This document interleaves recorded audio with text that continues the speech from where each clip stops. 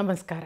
ಕಗ್ಗ ಮಾರ್ಗದಲ್ಲಿ ಮುಂದುವರಿತಾ ಇವತ್ತಿನ ಕಗ್ಗ, ಕಡಲ ಕಡೆದರು ಸುರಾಸುರರು ನಿಜಬಲದಿಂದ, ಕುಡಿದ ನದನು ತಪಸ್ಸಿನಿಂದ ಕುಂಭಜನು, ಕಡಮೆ ಜನ ಪಾರಗಾಂಬರೆ ಗಾಸಿಯನು ಪಡೆದೆ, ಪೊಡವಿ ಬಾಳ್ವೆಯು ಮಂತು ಮಂಕುತಿಮ್ಮ.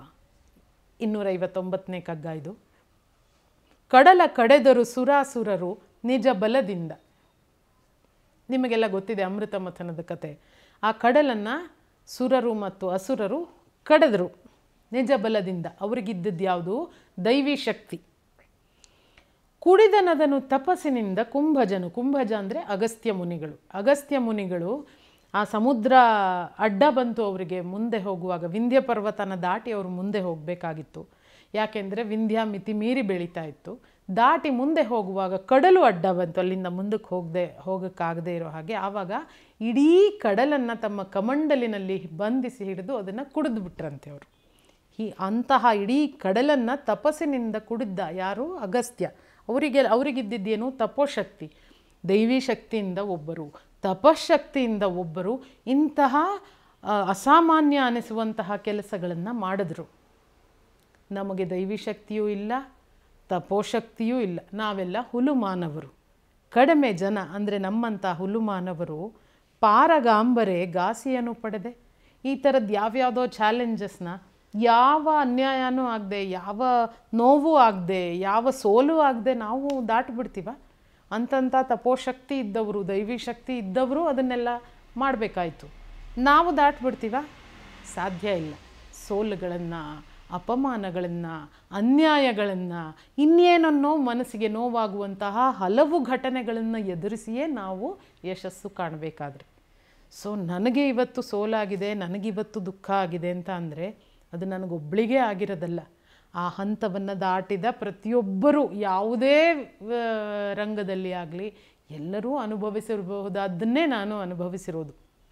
ಆದ್ದರಿಂದ ಸೆಲ್ಫ್ ಪಿಟಿ ಇಟ್ಕೊಳ್ಳದೆ ಪೊಡವಿ ಬಾಳ್ವೆಯು ಮಂತು. ಈ ಭೂಮಿಯಲ್ಲಿ ಬಾಳಬೇಕು, ಬದುಕಬೇಕು ಅಂದರೆ ಇವೆಲ್ಲ ಇದ್ದೇ ಇರುತ್ತೆ ಅನ್ನುವಂತಹ ಒಂದು ಪ್ರಾಕ್ಟಿಕಲ್ ಅರಿವಿನ ಜೊತೆಗೆ ನಾವು ಮುಂದುವರಿಬೇಕು. ಈ ಎಷ್ಟೊಂದು ಫಾರ್ವರ್ಡ್ಗಳಲ್ಲಿ ಹೀಗೊಂದು ಬರ್ತಾ ಇರುತ್ತೆ.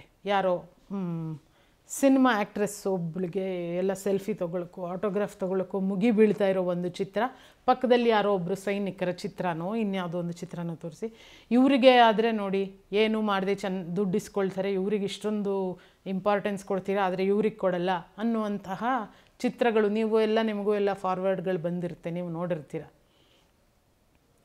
ಯಾವುದೇ ಎರಡು ರಂಗಗಳ ಕಂಪ್ಯಾರಿಸನ್ ಮಾಡೋದೇ ತಪ್ಪು.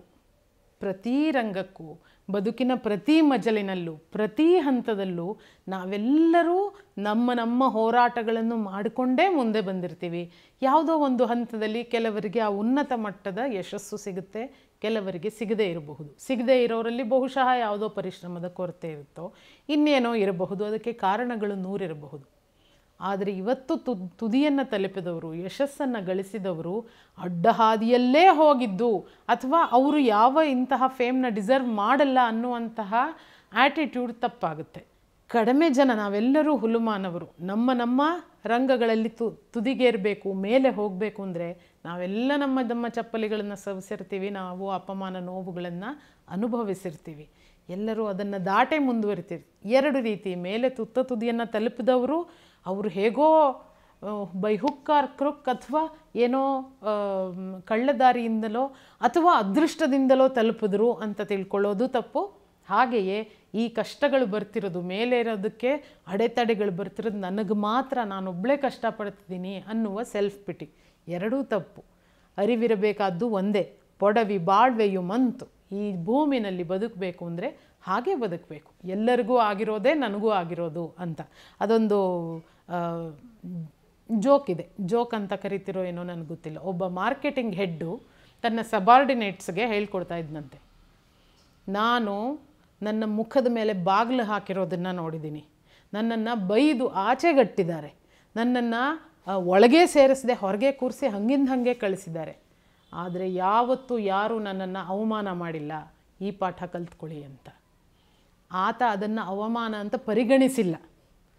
ತನ್ನ ಕೆಲಸದ ರೀತಿನೇ ಇದು, ತನ್ನ ಕೆಲಸದ ಸೈಡ್ ಎಫೆಕ್ಟ್ಸ್ ಇವೆಲ್ಲ ಅಂತ ಕನ್ಸಿಡರ್ ಮಾಡಿದ್ರಿಂದ ಇವತ್ತು ಅವನು ಮೇಲಧಿಕಾರಿಯಾಗಿದ್ದಾನೆ. ತನ್ನ ಸಬಾರ್ಡಿನೇಟ್ಸ್ಗೆ ಈ ಪಾಠವನ್ನು ಹೇಳ್ಕೊಡ್ತಾ ಇದ್ದಾನೆ.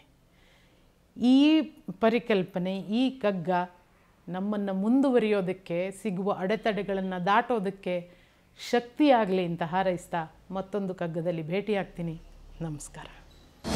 ಅನುಕ್ಷಣದ ಸುದ್ದಿಗಳಿಗಾಗಿ ವಿಸ್ತಾರ ನ್ಯೂಸ್ ಯೂಟ್ಯೂಬ್ ಚಾನೆಲ್ ಸಬ್ಸ್ಕ್ರೈಬ್ ಮಾಡಿ.